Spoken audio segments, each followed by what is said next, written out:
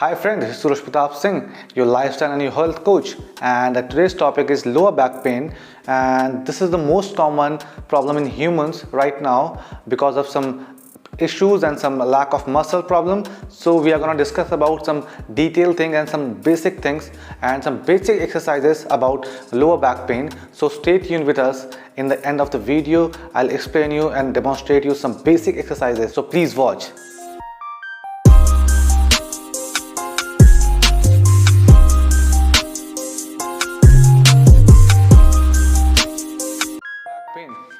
सो जैसा कि आप जानते हैं आज का टॉपिक है हमारा लोअर बैक पेन और सबसे हॉट टॉपिक है आज के टाइम पे। ज़्यादातर आपके घर में किसी न किसी व्यक्ति को ये प्रॉब्लम होगी ही होगी। तो इसके कॉज क्या है, इसके बारे में हम चर्चा करेंगे। इसके ट्रीटमेंट तो एज अ डॉक्टर के पास आपको प्रिस्क्राइब करेंगे, वो आप उनके पास जाइए। लेकिन जो बेसिक एक्सरसाइजेज हैं, रिहैब एक्सरसाइजेज जिसको बोलते हैं, उसके बारे में हम चर्चा करेंगे, जो कि आपकी लोअर बैक पेन के प्रॉब्लम को ज़्यादातर सॉल्व कर देगी। तो मेरे साथ वीडियो के एंड तक बने रहिए, पूरा वीडियो बहुत अच्छे से वॉच करिए।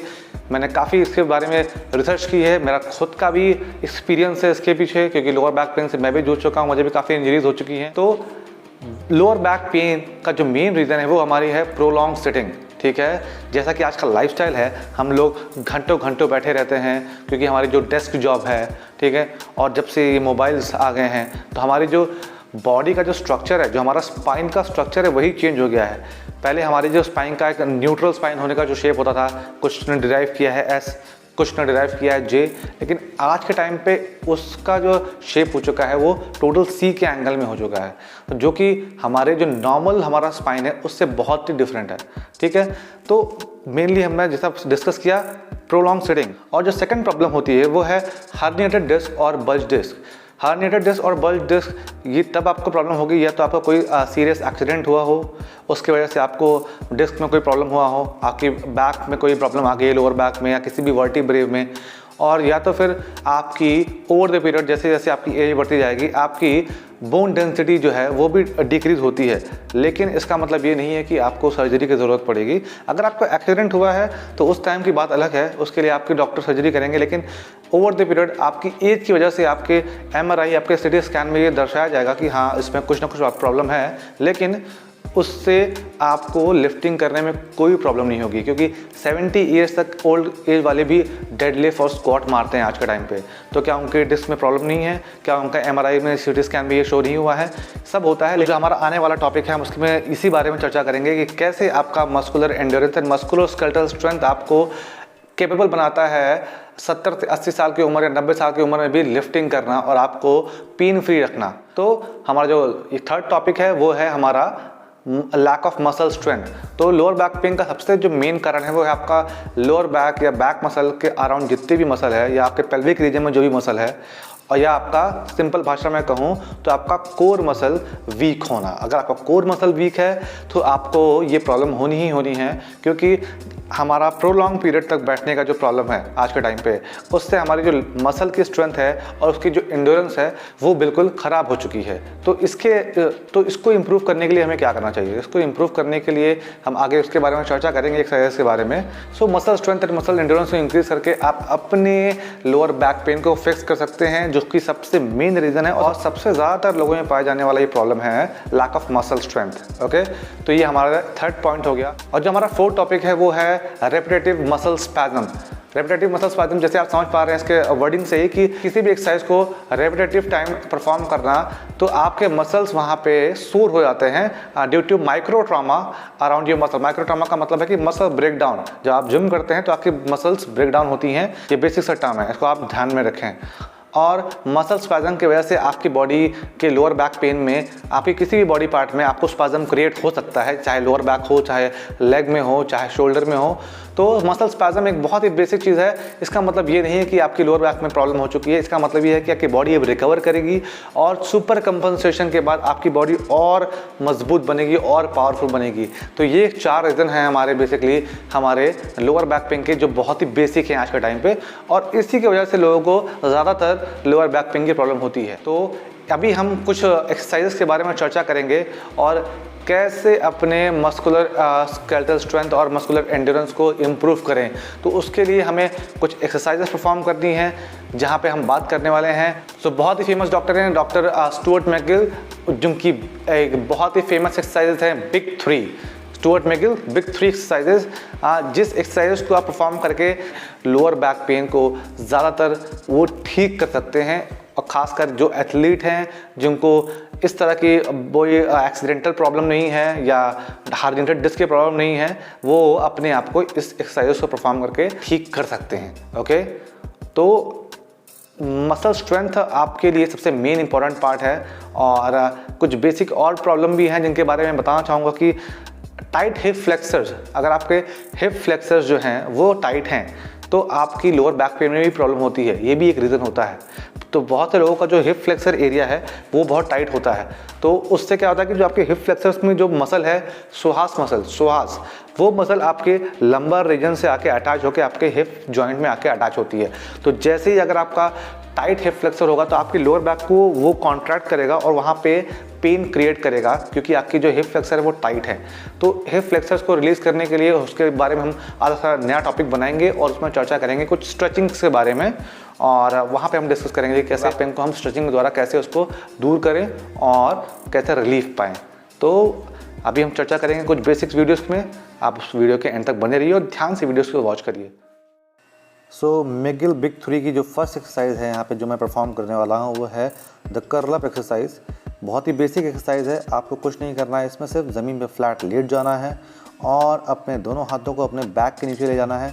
बैक के नीचे ले जाने का मोटिव ये है कि आपका स्पाइन बिल्कुल स्ट्रेट हो, जो कि गैप है वो गैप फिल हो जाए, और साथ में आपको अपने लेग को एक फोल्ड रखना है और एक लेग को आपको स्ट्रेट करना है, और अपने अपर बॉडी से आपको थोड़ा सा क्रंच करना है और ऊपर की तरफ आपको उठना है। बहुत ज़्यादा ऊपर की तरफ नहीं देखना है, हल्का सा स्लाइटली आपको ऊपर की तरफ आना है, ताकि आपकी जो मसल्स हैं वो आइसोमेट्रिकली कॉन्ट्रैक्ट हो सकें और आपका जो कोर मसल है वो बिल्कुल टाइट एंड बिल्कुल एक कंप्रेशन सा क्रिएट करे आपके स्पाइन के चारों तरफ। और आइसोमेट्रिक कॉन्ट्रैक्शन से आपकी जो मसल स्ट्रेंथ है वो बहुत ही बेहतरीन डेवलप होगी, क्योंकि रिसर्च में भी देखा गया है कि आइसोमेट्रिक एक्सरसाइजेज जो होती हैं वो आपके स्ट्रेंथ और एंड्योरेंस को इम्प्रूव करने के लिए बहुत ही बेनिफिशियल होती हैं।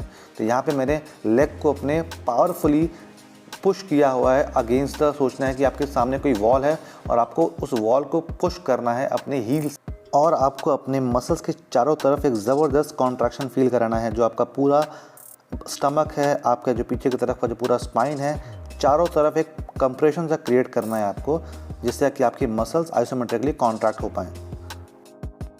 मैकगिल बिग 3 की जो सेकंड एक्सरसाइज है वो हमारी है साइड प्लैंक। साइड प्लैंक में मैंने यहाँ पे 3 वेरिएशन दिखाए हैं, जिसको जो भी इजी लगे वो उस वेरिएशन को परफॉर्म करके इस एक्सरसाइज को कर सकता है। सेम हमारा यहाँ पे जो टारगेट है वो हमारे मसल को आइसोमेट्रिकली कॉन्ट्रैक्ट करना है। हमारा जो ऑब्लिक्स और हमारे जो QL muscle, it means quadratus lumborum है, साइड में जो हमारा मसल है उसको एक्टिवेट करना है। तो आपको सिंपल इसमें अपने पोजीशनिंग को लेना है। आपका शोल्डर आपके एल्बो के जस्ट ऊपर होगा, आपका लेग्स बिल्कुल स्ट्रेट होंगे, शोल्डर हिप एंड एंकल एक लाइन में होने चाहिए, और आपको अपने ऑब्लिक्स और अपने क्वाड्रिसेप्स लंबोरम को टारगेट करना है और वहाँ पे आपको कॉन्ट्रैक्शन फील कराना है। और ये साइड प्लैंक का एक सेकंड वेरिएशन है, जो फुल प्लैंक नहीं कर सकते साइड में, वो हाफ अपने लेग को फोल्ड करके इस साइड प्लैंक को परफॉर्म कर सकते हैं। बहुत ही सिंपल है, आपको अपने लेग्स को बस फोल्ड कर लेना है और आपको अपने नी से पुश करके अपने मसल को टारगेट करना है, और चाहे तो आप अपने हाथ को ऊपर रखते हैं या नीचे भी रख सकते हैं, दोनों रखने में कोई दिक्कत नहीं है। तो सेम हमारा यहाँ पे मसल टारगेट हमारा है, हमारा क्वाड्रिसेप्स लंबोरम है, हमारे साइड ऑब्लिक्स, और हमारा कोर भी इसमें एक्टिव रहेगा। इट मीन्स कोर का मतलब है कि आपको जो चारों तरफ के जो मसल है धड़ के वो एक्टिव रहने चाहिए और बिल्कुल कॉन्ट्रैक्ट होने चाहिए। ठीक है, जैसे कि आपको कोई पंच मारने वाला हो तो आप जिस तरह अपनी बॉडी को टाइट कर देते हैं, सेम सिचुएशन आपको यहाँ पे क्रिएट करनी है। और ये साइड प्लैंक का हमारा थर्ड वेरिएशन है, जो बहुत ही बेसिक है, जो बिल्कुल सेकंड नंबर वाले को परफॉर्म नहीं कर सकते उनके लिए ये है, बहुत ही बेसिक है। आपको सिर्फ फ्लैट अपने करवट लेके लेट जाना है और आपको सिर्फ अपने बोथ लेग्स को और अपने हेड्स को साथ में लिफ्ट करते हुए ऊपर लाना है। सिंपल है, बहुत इजी है। सेम टारगेट वहीं रहेगा आपका जो मसल टारगेट मैंने बताया आपका साइड में, ठीक है। और बहुत ही बेसिक एक्सरसाइज है, तो आप इन तीनों में से कोई भी एक चूज़ कर सकते हैं और अपने अकॉर्डिंग परफॉर्म कर सकते हैं। नाइस एंड टाइट, बिल्कुल बॉडी स्ट्रेट एंड कॉन्ट्रैक्शन बिल्कुल ज़बरदस्त होना चाहिए आपके साइड में, और आपका कोर बिल्कुल एक्टिव होना चाहिए। And the third exercise is the bird dog. Bird dog basically हमारे कोर स्टेबिलिटी एंड स्ट्रेंथ को चैलेंज करता है। इट मीन्स आपको अपने single hand and single leg के ऊपर अपने आप को अपने नी को स्ट्रेट करते हुए और अपने हाथ को स्ट्रेट करते हुए अपने कोर को बैलेंस करना है और अपने स्पाइन को न्यूट्रल रखना है। लेकिन यहाँ पर ट्रिक क्या होती है, लोग सिर्फ अपने हाथों को और पैरों को इंटरचेंज ही करते रहते हैं, वो मसल एक्टिवेशन नहीं करते हैं। हम यहाँ पे मसल एक्टिवेशन करना है, हमने अपने नी को पुश करना है, सोचना है कि पीछे हमारे कोई वॉल है और अपने हील से अपने वॉल को पुश करना है यहाँ पे, और अपने ग्लूट्स को एक्टिवेट करना है। और हाथ जैसे आपका ऊपर जाएगा तो आपके हाथ को भी फॉरवर्ड पुश करना है, जिससे कि आपका इरेक्टर स्पाइन मसल एक्टिवेट होगा और आपकी डीप मसल्स जो आपके बैक के हैं वो भी एक्टिव होंगे, और साथ में आपका कोर मसल भी एक्टिव रहेगा आपको बैलेंस करने के लिए। और यहाँ पे जो मैं ये फोर्थ एक्सरसाइज परफॉर्म कर रहा हूँ, द ग्लूट ब्रिजेस, ये मेरी पर्सनल प्रेफरेंस है और ये बिग 3 एक्सरसाइज के अंदर नहीं आती है, बट आप इसको परफॉर्म कर सकते हैं। ये आपके ग्लूट्स मसल और आपके हैमस्ट्रिंग मसल और आपके लोअर बैक मसल्स को भी एक्टिवेट करता है। बिफोर वर्कआउट अगर आप इसे परफॉर्म करते हैं तो आपका जो मसल एक्टिवेशन है वो बिल्कुल ज़बरदस्त रहेगा, और आप किसी भी अगर मूवमेंट को परफॉर्म करने वाले हैं तो उसमें आपको ये हेल्प करेगा। और साथ में जो बिगनर्स हैं उनको ये एडवांटेज भी देगा, साथ में उनका मसल हाइपरट्रॉफी भी इंक्रीज़ करेगा। लेकिन ये आपको basically as a muscle strengthening के फॉर्म में यूज़ करना है। इसको आप ओवरलोड भी कर सकते हैं। ओवरलोड करने के लिए आप हिप थ्रस्ट जैसा मूवमेंट परफॉर्म कर सकते हैं, जहाँ पे आप अपने वेट को लेकर अपने पेल्विक एरिया रीजन में रखकर मूवमेंट को परफॉर्म कर सकते हैं। तो ये बहुत ही बेस्ट एक्सरसाइज है, ये मेरी पर्सनल प्रेफरेंस है। आप इसको परफॉर्म करिए और आपको इसके बेनिफिट भी मिलेंगे। मूवमेंट को परफॉर्म करते हुए बस आपको कुछ ही बातों का ध्यान रखना है कि आप अपने कोर को बिल्कुल स्टेबल रखें, जो आपका एब्स एरिया है वो बिल्कुल टाइट एंड बिल्कुल स्ट्रेट रहे, आपकी स्पाइन स्ट्रेट रहे, और आपको अपने हील से और अपने पूरे फुल फुट प्रेशर ज़मीन पे प्रेशर लगाना है, और आपको अपने हैमस्ट्रिंग और ग्लूट्स मसल को फायर करना है, जिससे कि आप किसी भी वर्कआउट को परफॉर्म करने से पहले अगर आप इसको परफॉर्म कर लेंगे तो आपका मसल बिल्कुल एक्टिवेट रहेगा। सो ये था हमारा आज का video about lower back pain. आशा करता हूँ आपको पसंद आया हो और मेरी मेहनत पसंद आई हो, और अगर आपको इसी तरह अमेजिंग वीडियोस देखने हैं तो प्लीज़ मुझे कमेंट करके बताएं, और आपको बताएं कि किस टॉपिक पे वीडियोस चाहिए, मैं उस टॉपिक पे वीडियो लाने की कोशिश करूँगा। और अमेजिंग वीडियो देखते रहने के लिए चैनल को लाइक एंड सब्सक्राइब ज़रूर करें। So thank you so much, मिलते हैं नेक्स्ट टाइम।